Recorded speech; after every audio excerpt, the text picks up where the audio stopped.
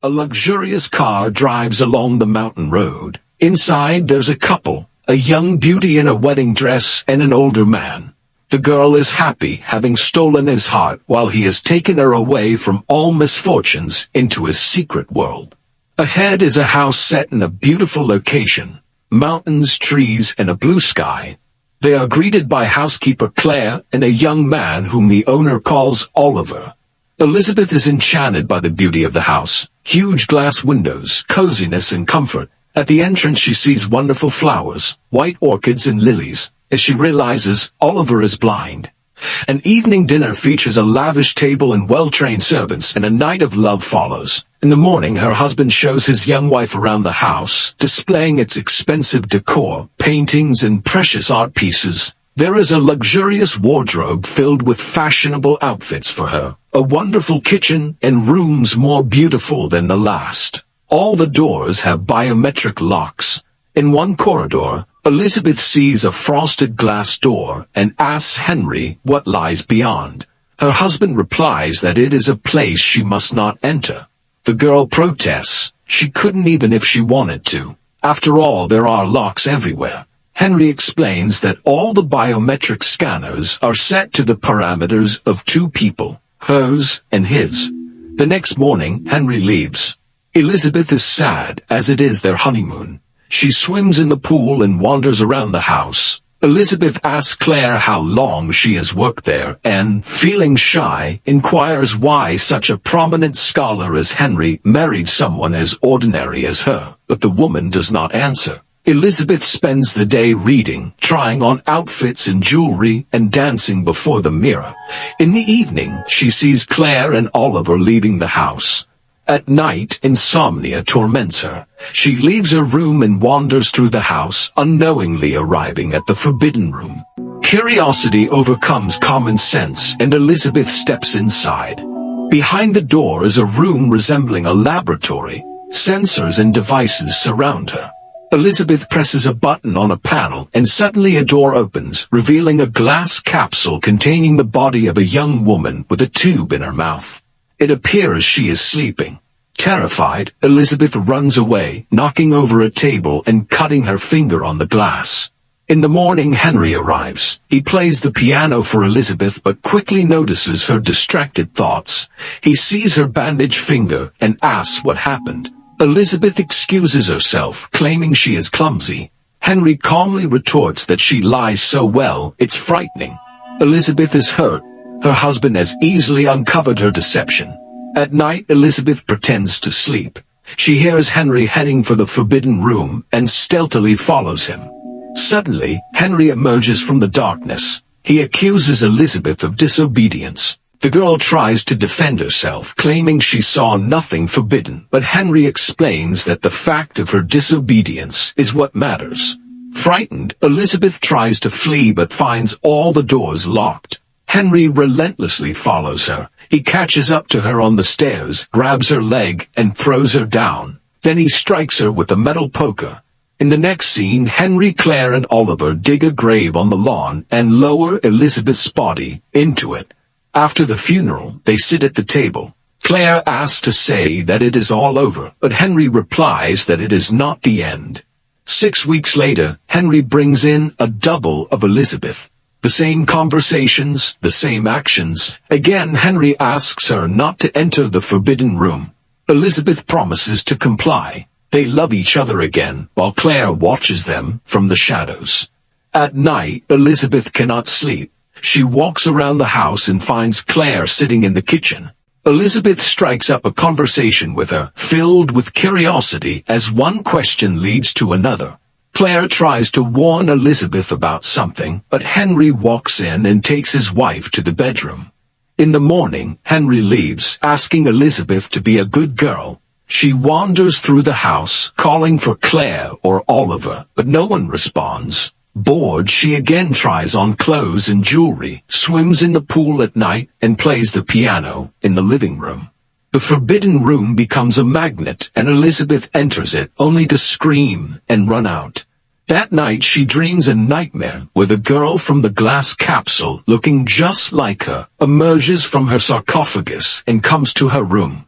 Meanwhile, Henry arrives, noticing that his wife is frightened.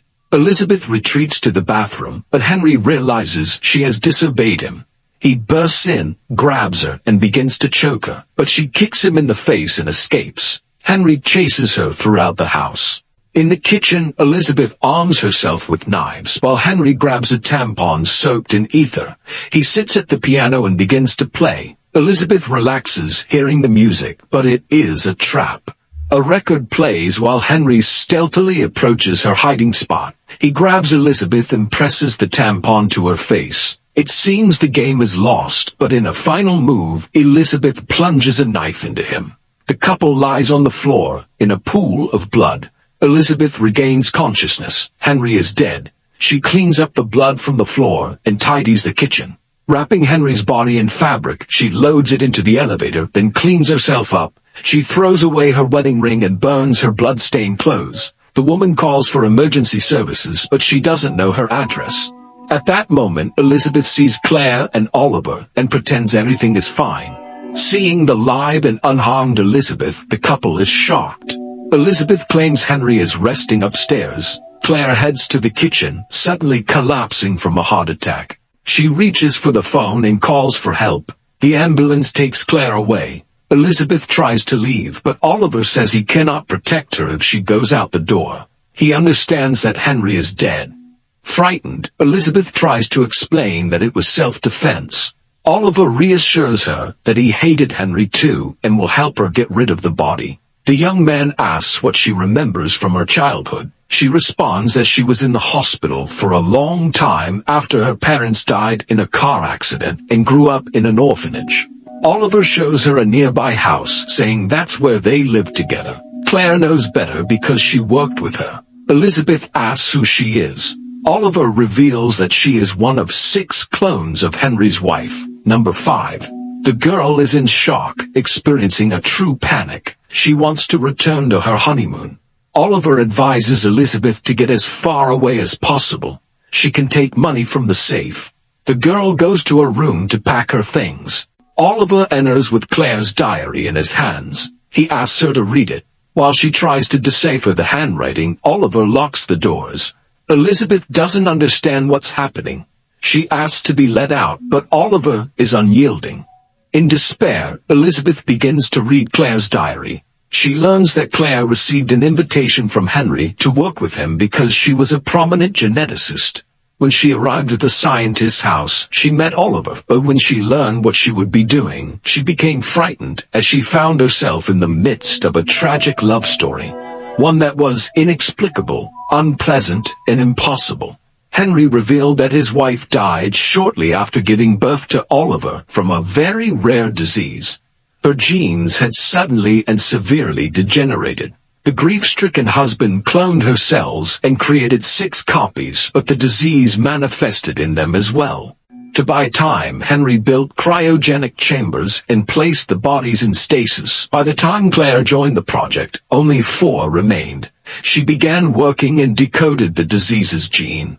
Meanwhile, Henry recorded messages and played music for the subjects. He hoped this would form their memories. However, the latest Elizabeth remembered nothing beyond a few seconds, suffering because she lacked a real inner world. The constant tension in her consciousness became too complex for her body to handle. One day she entered the lab and fled in horror. The police found her and brought her to Henry's house, where Claire recognized her as her ailing niece. The strange accusations from the girl were dismissed as a mental disorder. Elizabeth is distracted from reading when Oliver enters. He brings dinner and asks her to behave, but Elizabeth attacks him, demanding the code to the door. Oliver gives it. The girl heads to the lab, where she sees Oliver working on the body of the latest 6th Elizabeth. He asks her to support the clone's head. While the 5th copy holds up her clone's head, Oliver injects her with a sedative. In a delirium, Elizabeth sees the memories of her predecessors. She wakes up in a room, chained to the bed. She cannot free herself and continues reading Claire's diary. The woman remembers how they continued their research, but a week later, the clone died. Claire realized that neurodegeneration had resumed. She couldn't handle it. Henry was in despair. Nothing was working. He had wasted so many years and behaved like a madman, but Claire counters that he acted like a lover. A relationship develops between them. Oliver enters the room again. He wants to know what Claire wrote about him. Elizabeth explains that Claire began an affair with Henry after the death of the third subject. The woman didn't know that Henry had altered the samples. This meant Claire had no fault. She had managed to stop the disease, and the remaining clones were healthy. Oliver shares that in childhood he admired Elizabeth because she was the most beautiful being he had ever seen. Yes, he could see back then. The children became friends, which displeased Henry. One day, Oliver saw Henry kiss the girl. That night, the man blinded Oliver. Having recounted everything, Oliver leaves and Elizabeth continues reading. Claire wrote that she ended the affair herself. Competing with Elizabeth was impossible. Furthermore, Henry spoke about his pain after losing his beloved. Now he dreams of reliving that first wedding night.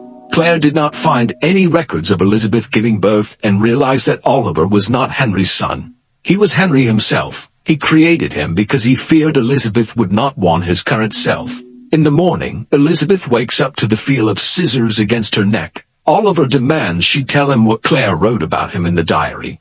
Elizabeth admits that Claire considered him a clone of Henry, but that is not true. Henry showed a birth certificate, so Oliver is not Henry. Elizabeth asks if he loves her and invites him to touch her. She removes her pants and beckons him closer. Oliver cannot resist temptation and approaches. He embraces Elizabeth, but the girl throws him to the floor and chokes him with the chain. She has to give him the keys to the shackles and reveal the real code to the door. Just then, another Elizabeth enters the room, aiming a gun. The girls stare at each other. They are identical. Oliver tries to convince the new Elizabeth that the one in the room is sick, that she is an imposter and their enemy. The fifth Elizabeth argues that this is not true. They are hostages, and she just wants to leave. Obeying Oliver, the sixth Elizabeth orders the other to lie on the floor, but the fifth Elizabeth shields Oliver.